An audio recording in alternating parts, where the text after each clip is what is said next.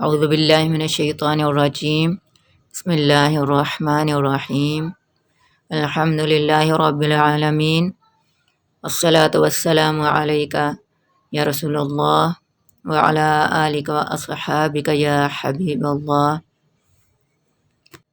السلام علیکم ورحمۃ اللہ وبرکاتہ۔ ہم نے سورہ فاتحہ شروع کی ہوئی تھی اور اس کی آخری آیت کا آخری حصہ رہ گیا تھا، آج ہم اس کو مکمل کرتے ہیں۔ غیر المغضوب علیہم ولا الضالین۔ غیر، ہم اردو زبان میں بھی لفظ استعمال کرتے ہیں کہ وہ ہمارے غیر ہیں، فلاں ہمارے غیر ہیں، وہ غیر رشتہ دار ہیں، اس طرح کا لفظ ہم استعمال کرتے ہیں، یعنی کہ غیر کے بعد ہم جو لفظ استعمال کرنے جا رہے ہیں ان میں وہ شامل نہیں ہوگا۔ تو غیر کا مطلب سوائے بھی ہوتا ہے، علاوہ بھی ہوتا ہے۔ یہاں پر جو ترجمہ کیا گیا ہے، تینوں مترجم حضرات نے اس کا معنی لکھا ہے نہ، غیر کا معنی نہ۔ المغضوب، تفسیر نعیمی میں اس کا ترجمہ کیا گیا ہے غضب کیے ہوئے۔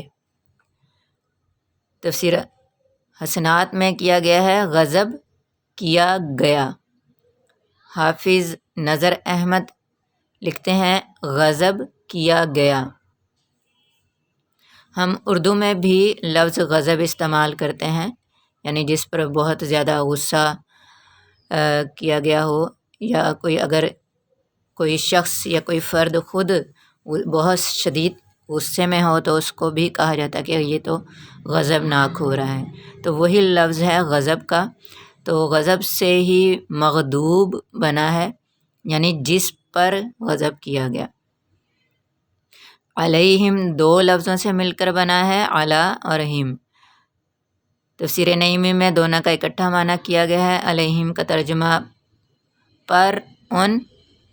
تفسیر الحسنات میں اکٹھا معنی کیا گیا ہے جن پر۔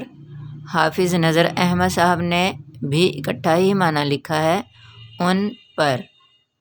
و کا مطلب ہم نے پہلے بھی پڑھا تھا، اور اگلا لفظ ہے لا، لام زبر الف لا، اس کا معنی ہوتا ہے نہ، یعنی کسی چیز سے اگر انکار کیا جائے تو اس کے لیے ہم انگلش میں جیسے نو یا ناٹ کا لفظ استعمال کرتے ہیں، تو عربی میں لا کا لفظ آتا ہے۔ اگلا لفظ ہے ضالین۔ ہم اردو میں لفظ استعمال کرتے ہیں دلالت، یعنی جس کو ہم عام زبان میں، لفظ تو دلالت ہے لیکن اس کو عام زبان میں ضلالت بولا جاتا ہے، کیونکہ عربی میں ضاد ہوتا ہے اور اردو میں اس کا استعمال جو ہے وہ ضاد کی طرح کیا جاتا ہے، تو لفظ دلالت ہے لیکن اس کو اردو میں عام استعمال میں ہم ضلالت پڑھتے ہیں۔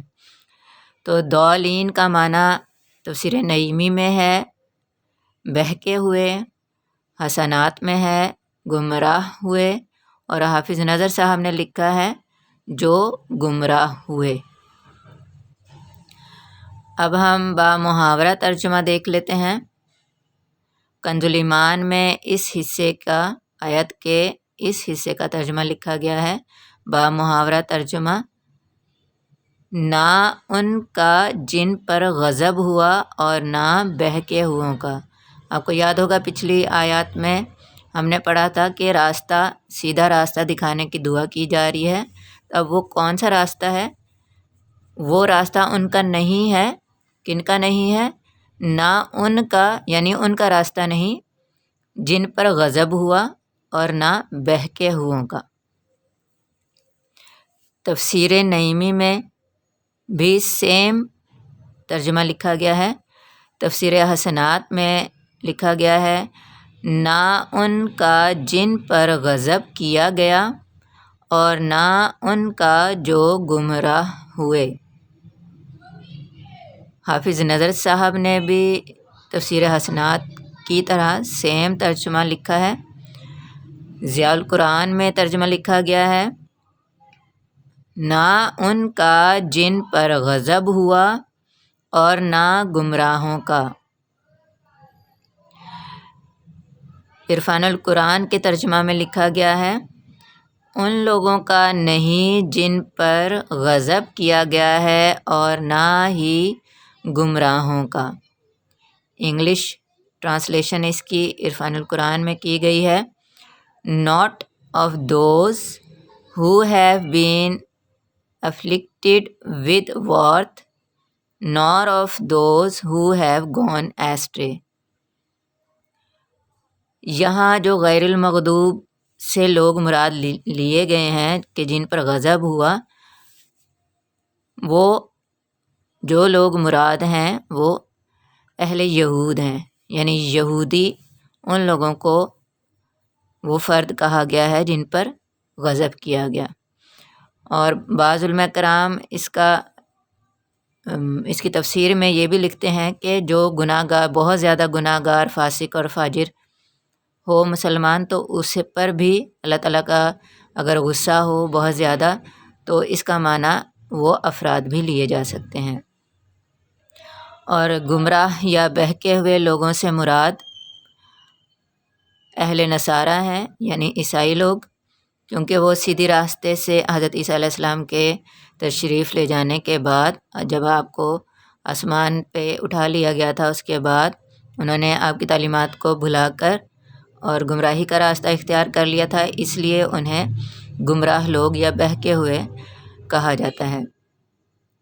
تو پچھلی آیات میں جو دعا کی گئی تھی، اہل ایمان کو دعا سکھائی گئی تھی کہ سیدھے راستے کی دعا مانگیں، تو اس آیت کے پچھلے حصے میں کہا گیا تھا، سکھایا گیا تھا کہ کون سا راستہ ہے۔ وہ راستہ ہے جن پر سیدھا راستہ یا صراط مستقیم وہ راستہ ہے جن پر وہ لوگ چلے جن لوگوں پر اللہ تعالیٰ نے احسان اور انعام فرمایا تھا، اور ساتھ ہی بتا دیا گیا کہ یہ راستہ جو ہے ان لوگوں کا نہیں ہے جن پر غضب کیا گیا ہے، یا ان لوگوں کا بھی نہیں ہے جو گمراہ ہوئے ہیں یا بہک گئے ہیں سیدھے راستے سے۔ یعنی اگر ہم نے ان دو آیات سے، آخری دو آیات سے ہمیں یہ سمجھ میں آتا ہے کہ اگر ہم نے سیدھے راستے پر چلنا ہے تو سیدھے راستے کی پہچان یہ ہوگی کہ جن پر اللہ کا فضل اور کرم ہوگا، ایمان کی دولت میسر آئے گی، اور جن کو اللہ تعالیٰ نے انعام یافتہ فرمایا ہے۔ قرآن پاک میں آگے چل کر اللہ تعالیٰ نے وہ انعام یافتہ جو افراد ہیں وہ بھی، ان کی بھی نشاندہی فرما دی ہے، اور فرمایا ہے کہ وہ 4 قسم کے لوگ ہیں جن پر انعام فرمایا گیا: انبیاء کرام، صدیقین، شہداء اور صالحین۔ تو یہ 4 کیٹیگریز ہیں جو انعام یافتہ ہیں۔ ان کا راستہ اگر کوئی انسان سیدھا راستہ دیکھنا چاہے، سمجھنا چاہے، تو ان لوگوں کو دیکھ لے، اس 4 قسم کے افراد کو دیکھ لے جسے قرآن نے، جن کیٹیگریز کو اللہ پاک نے فرمایا ہے کہ اس قسم کے لوگ جو ہیں وہ انعام یافتہ ہیں، اور یہ سیدھا راستہ ان لوگوں کا نہیں ہوگا جن پر غضب کیا گیا ہے، اور نہ ہی بہکے ہوئے لوگوں کا۔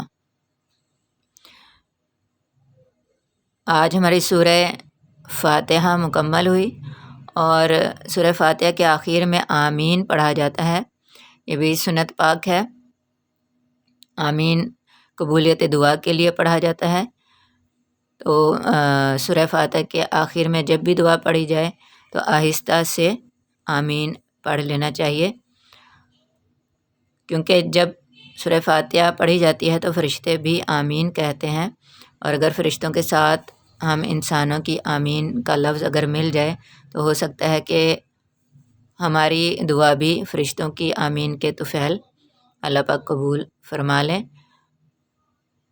اگر ہمیں کوئی دعا بھی نہ آتی ہو، اکثر ایسا ہوتا ہے کہ دعا کرنے کے لیے کہا جاتا ہے تو دعا مانگنے کا طریقہ نہیں آتا، یا لوگ شرما جاتے ہیں، تو اگر ہمارے پاس بعض اوقات وقت بھی نہیں ہوتا، تو اگر ہمارے پاس دعا، کوئی محفل ہو یا کوئی درس ہو یا کوئی بھی ایسا موقع ہو جہاں پر دعا مانگنے کا موقع ہو، لیکن وقت کی تنگی ہو تو ہم لمبی دعا مانگنے کی بجائے ہم سورہ فاتحہ بھی اگر پڑھ لیں تو یہ سب سے بہترین دعا ہے، یہ جامع دعا ہے۔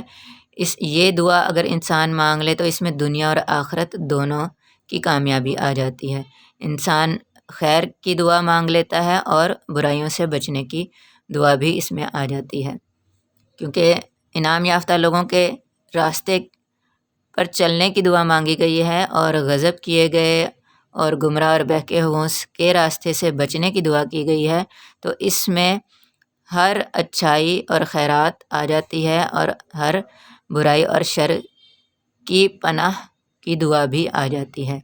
اس لیے اگر کسی کو دعا نہ آتی ہو، اس کو کوئی اور دعا یاد نہ ہوتی ہو، تو وہ سورہ فاتحہ دعا کی نیت سے پڑھے تو انشاءاللہ اللہ تعالیٰ اسی دعا کی برکت سے بہترین نعمتیں عطا فرمانے والا ہے۔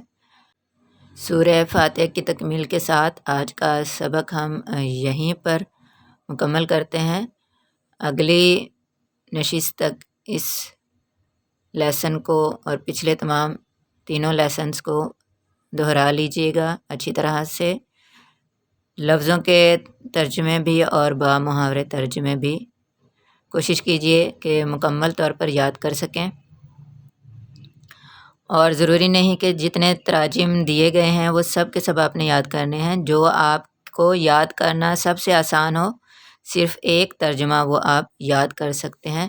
مقصد ہے کہ آپ کو قرآن پاک کا ترجمہ یاد ہو جائے زیادہ سے زیادہ، اور جب نماز پڑھیں تو زیادہ سے زیادہ یکسو ہو کر قرآن پاک کی آیات کی طرف یکسو ہو کر نماز پڑھی جا سکے، یا تلاوت کریں تو یکسوئی حاصل ہو تلاوت میں۔